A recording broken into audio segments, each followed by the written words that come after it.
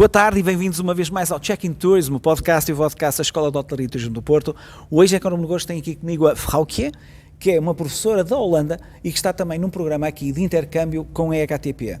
Porque a Froukje não fala português, a entrevista será conduzida então em inglês. So, Froukje, am I pronouncing your name correctly? You're doing it very well. Yeah, okay. So, but you can use Veronica if it makes it easier. Okay, so the guys at home, I'm sure they are pleased to know they can use Veronica. Veronica. So Yeah. thank you so much. So, Froukje, I would like to start by asking you, so you've been coming to EHTP for 3 years now, so it's a partnership of 3 years. Yes. And I would like to ask you if you can choose a moment that is particularly special to you.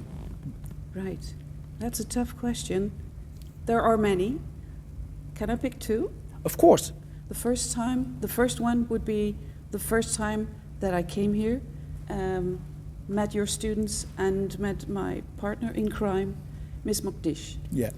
Because she and I are running this project together. Mm-hmm. I could never have done it without her.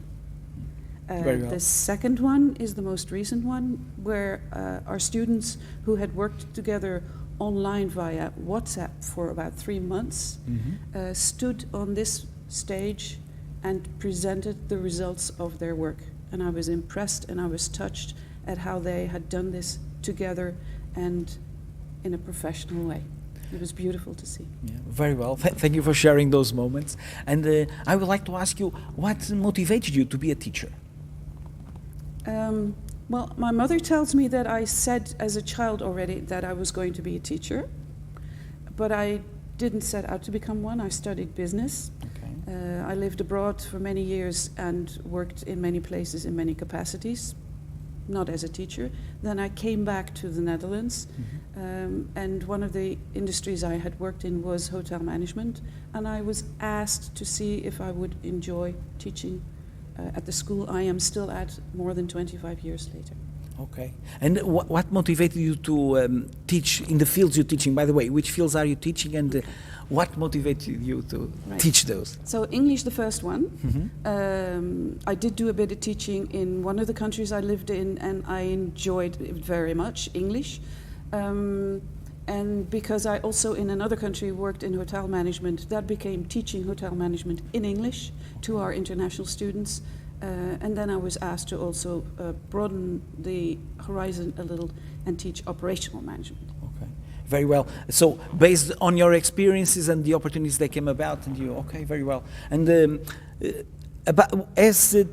during this process, during your career, can I ask you what was the biggest challenge that you had to overcome? I don't know if I should say this, but every time after the summer holidays, I stand in front of my first class of the year. I find that a challenge because you want to make sure you get it right. You want to make sure you connect with your students and have something to offer them. So I always wonder, am I getting it right even after so many years? That would be the biggest challenge, I think. Okay, and since you've been teaching for some years now, a lot, yeah. Have you noticed major differences in terms of generations, in terms of how they behave, how they dedicate themselves to the tasks, or not so many differences? Is there a generational gap between the first students you have and the last ones? I could ask you in return, is there a special reason why you're asking this, but I'll try and answer. And for the listeners and viewers, let me refer to the Dutch students, because I also teach international students where it gets a little bit more mixed. Our classrooms were set up more traditionally, and our students behaved in a more traditional manner 30 years ago than they do now. They have a much more open view of the world. We all know about the fact that they deal with a lot of outside influences via social media, which makes capturing their attention a little bit harder. Then again, it offers them opportunities to see the world, connect with the world. And I think for them, there is so much outside influence besides what's happening at school that it's harder to capture their attention sometimes. Okay, very well. Thank you for that answer. Because you're asking me why. It has to do with that because here we in Portugal feel there is a difference. We feel that technology is having an impact. For example, in case of AI, and yes, AI is a powerful tool, and some use it properly, others not so much. Social media, the same thing. You can use them to grow, to learn, others just simply to get distracted. So I was just trying to understand if it's similar or not. So it's. Oh, I think. Yeah, it is similar. So I think it's a small world. In yeah, that it sense. is. It is. Yeah. So, and following up on challenges, can you name a challenge that, a career challenge, that gave you a special? How can I say this? You felt especially happy by overcoming it.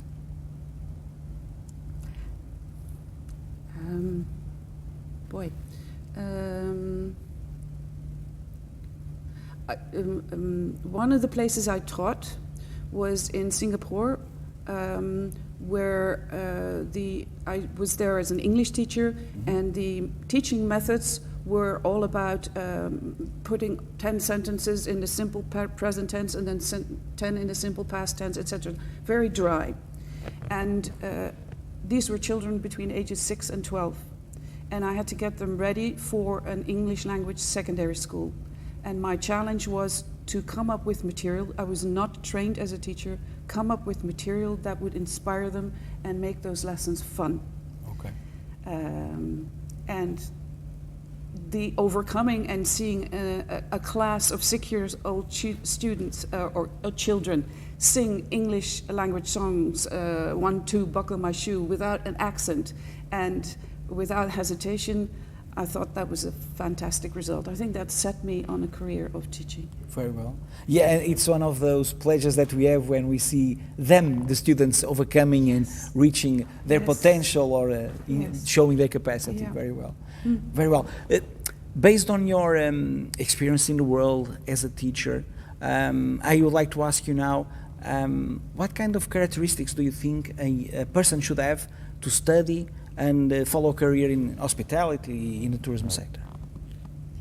You have to want to, because hospitality requires that you are there working when other people are having fun. So you better make your work fun. And that starts with wanting to do that, wanting to communicate, wanting to help your guests have a fantastic time and creating the best experience for them. Then the rest, the theory and everything else will come, but that's the start of it, I think. Very well. One question before we go, because I've noticed you are a very traveled woman. Yeah. More or less? Yep. Okay. Yep. I would like to ask you two things. One, which was your favorite place to work at, besides the Netherlands? And which one is the best, the destination you had more fun at during your travels as on holidays? Can you name those? Yeah, the best place to work was not as a teacher, if that's allowed. Okay, yeah, of course. But in Indonesia, I worked for a non-profit that helped people with physical disabilities, gave them a place to live and helped them build self-respect because they were taught a trade and they could carry out the trade despite their disability and earn money with them. And it was very rewarding to see how those people